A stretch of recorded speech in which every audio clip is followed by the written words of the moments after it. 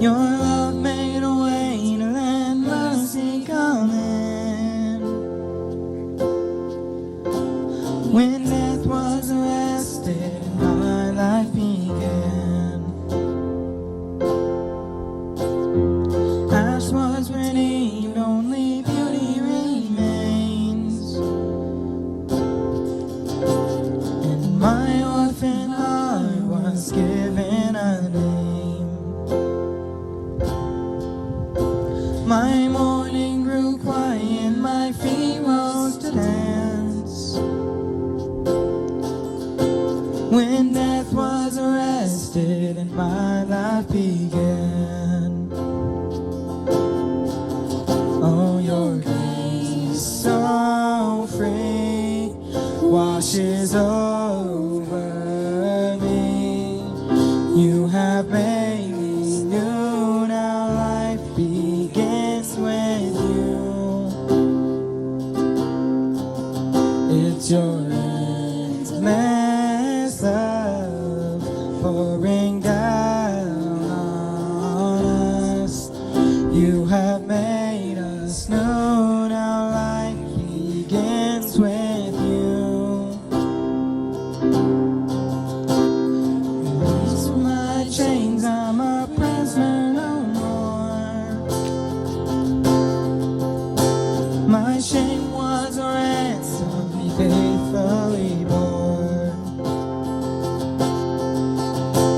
He canceled my debt and he called me his friend. When death was arrested and my life began. Oh, your grace so free washes over me. You have made me new, now life begins with you.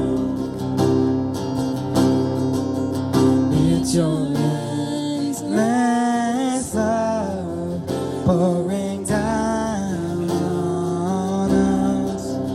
You have made us new, now life begins with you. Until displayed on a criminal's cross, and darkness rejoiced as though heaven had lost.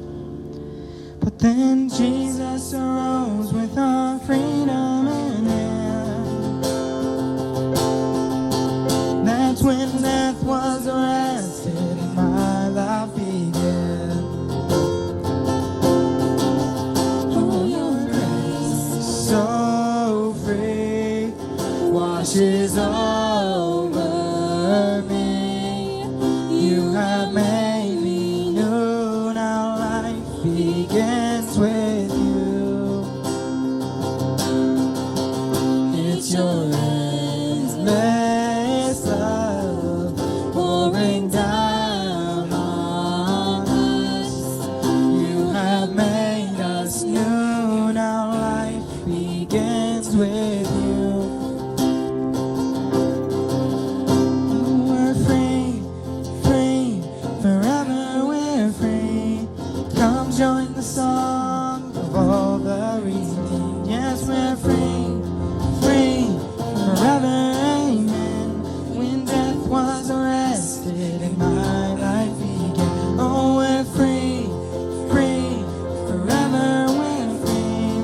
Come join the song of all the redeemed. Yes, we're free, free, forever, amen.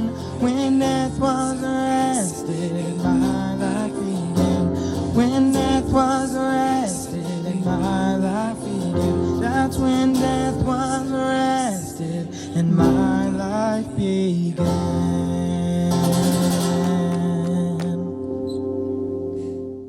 Hello all, welcome back. I hope you all had a nice break and managed to find some fun in this funky holiday season. I just have to say, I am so excited that we are halfway through our books. We've gone through creation and the fall, and we even discussed all the problems with sin. And now, we get to talk about some of the most influential men in the Bible. First up, we're going to talk about Noah. Now, this story takes place just a few chapters after the fall happened, but it's actually a few hundred years later. So what happened in between these stories? Well, let's do a sword drill. Genesis 6, 5 through 6. Go.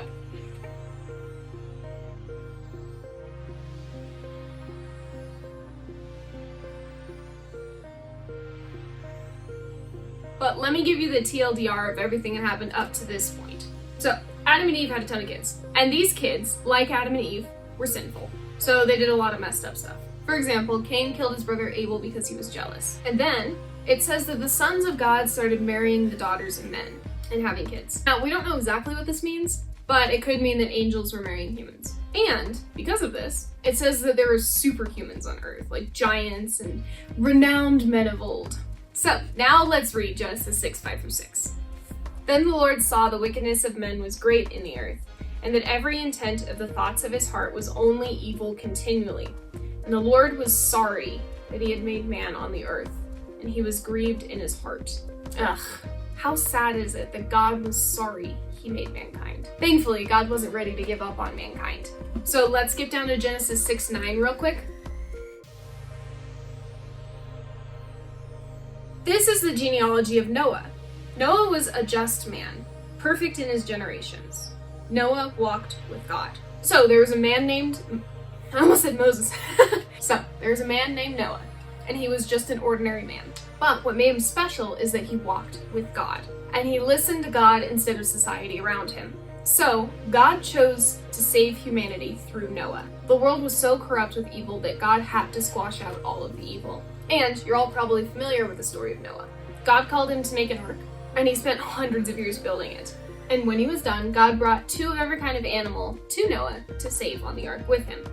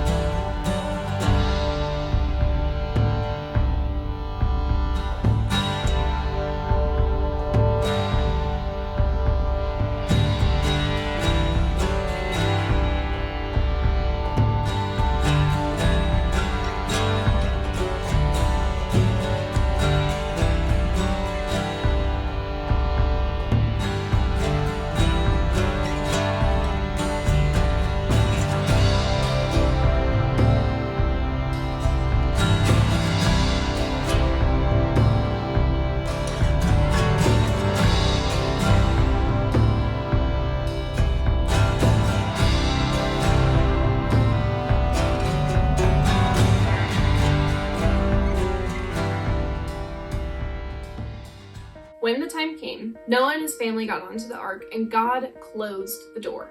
Interesting thing to note about that. God closed the door. And when he did, he symbolically closed the door to all of humanity. But that door was open for hundreds of years. All those people who got wiped out in the flood had the chance to take God's free offer of salvation in the ark, just like Noah and his family did. But they were happy in their own little world, and they thought they knew what was best. Now, we shouldn't look at the story of Moses as proof. Moses? Now, we shouldn't look at the story of Noah. Oh my gosh, I did it again! Now, we shouldn't look at the story of Noah. Got it. As proof that our God is mean or vengeful or out to get us. Because for hundreds of years, since the very beginning, God has loved humanity and he's wanted to save them. And the door of the ark, the key to salvation, was open for a specific amount of time. And those people could take it or leave it. God is gracious, but because he gave us free will, which he gave to us because he is loving and gracious, we have to do something to gain salvation. So today, what is that door that is open to us? Sword drill, John 14:6. Go.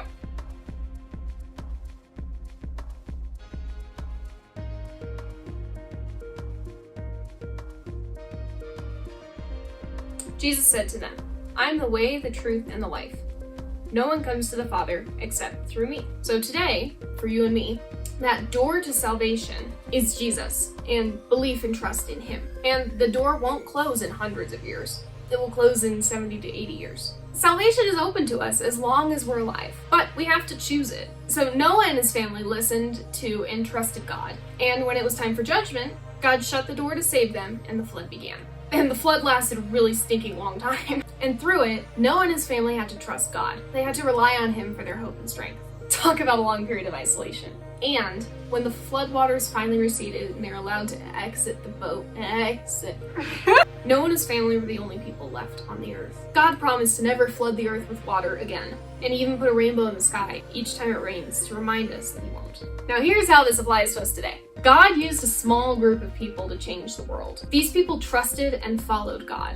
And because of their faith and trust, God not only rewarded them, but saved all of humanity through them. Here's a question for you. What do you think that God could do with you and your friends and family? Could you be used by God to change your friend group or your school, your church, your city, or maybe even the world someday? Now, don't try me with any of that, I'm too young, or I'm not influential enough, or even I can't, or I'm not enough.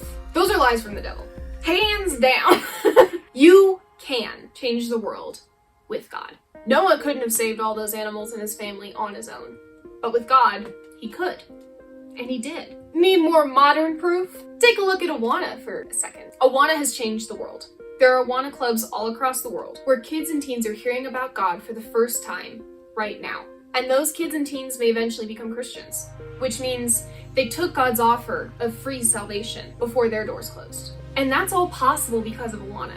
And Awana is only around today because of a man named Art.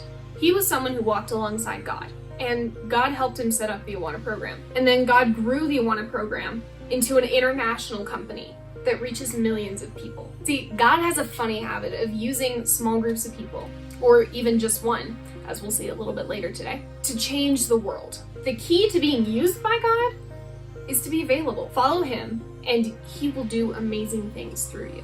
All right, so the second lesson that we studied this week focuses on Abraham and Isaac, two other influential men that God used to change the world. This story focuses on God's faithfulness, and it even hints at Jesus if you look close enough. So Abraham, again, was one of the faithful men who followed God, and he was surrounded by evil and corruption. So God called him to follow and was going to use Abraham in some amazing ways. God promises to Abram, which was Abraham's original name, that his descendants will be greater than the stars in the sky and more numerous than the grains of sand on the beach. But there's one tiny problem. Abraham and his wife Sarah didn't have any kids, and they were way too old to have kids when God told him this. Now, Abraham and Sarah try to work around God's plan, and it doesn't end well. So Abraham has a son with Sarah, his wife's maid. Abraham's son. Abraham's son. Dang it! Help me! I knew it was gonna happen. That was so scary. Okay, that was exciting. Abraham's son, Ishmael, became a father of a great nation too. And he's the founder of the religion of Islam and Muslims, who have been warring against the Jews since they became a nation. Even though Abraham tried to do things his own way and it didn't end well, God still decides to use him. So God finally gives Abraham and Sarah a son named Isaac. And when Isaac is older, God tells Abraham to do something awful, to sacrifice his only son to God. And Abraham listens. Abraham trusted God so wholeheartedly, and he didn't want to sacrifice his only son, especially since God still promised him that he would have a great nation. But Abraham is willing to do so anyway. So they go on a long journey. What a fun journey that must have been. Now, they went on a long journey to a mountain. And right as Abraham is about to kill Isaac, God tells him to stop.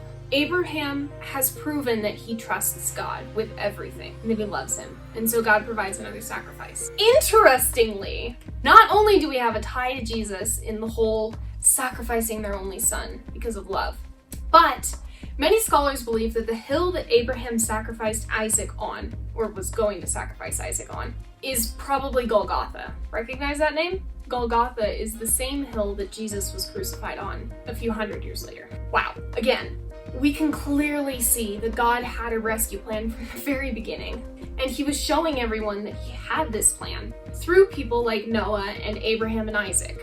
Last point on this and I'll let you go. Abraham didn't want to listen to God. God asked him to do something really super hard, but Abraham got up and did it. Now, it didn't take weeks or months for Abraham to decide to do this. Abraham didn't pray for it a long time before he went up. When God asked him to go, he did. He followed God's commands immediately. So here's a question. What in your life has God called you to do that you're waiting to take action on? Are you waiting and waiting when you need to be doing? This can be really tricky because you need to make sure that this thing is actually from God, because you don't want to go crazy on something that he didn't tell you to go crazy on. Which is why we find ourselves praying about a decision for months on end. But if you're walking with God and you're faithfully following him all the time, you'll know. And if you're not sure, ask somebody you trust, like a mentor, a pastor, or your parents, and they can give you a second opinion. So, in these 2 lessons, you got 2 things you gotta look out for. What was the first one? What do you think that God can be doing through you and your group of friends to change your school, your city, your church, or the world right now? And 2, what are you not doing right now that God told you to do? I'd love to hear your answers on both of those. So please send me a polo if you have an answer to either of those 2 questions. Hey God, thank you for allowing us to come back together after the holidays to worship you, to learn about you, and to grow closer to our friends in the process. God, this week we want to ask for your help in 2 areas. First, please use us to change the world, maybe in some small way within our families or larger within our community or our friend groups. Help us walk alongside you and use us in incredible ways.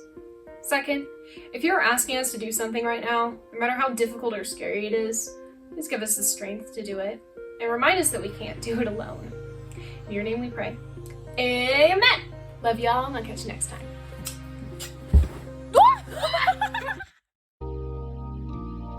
When you try your best but you don't succeed,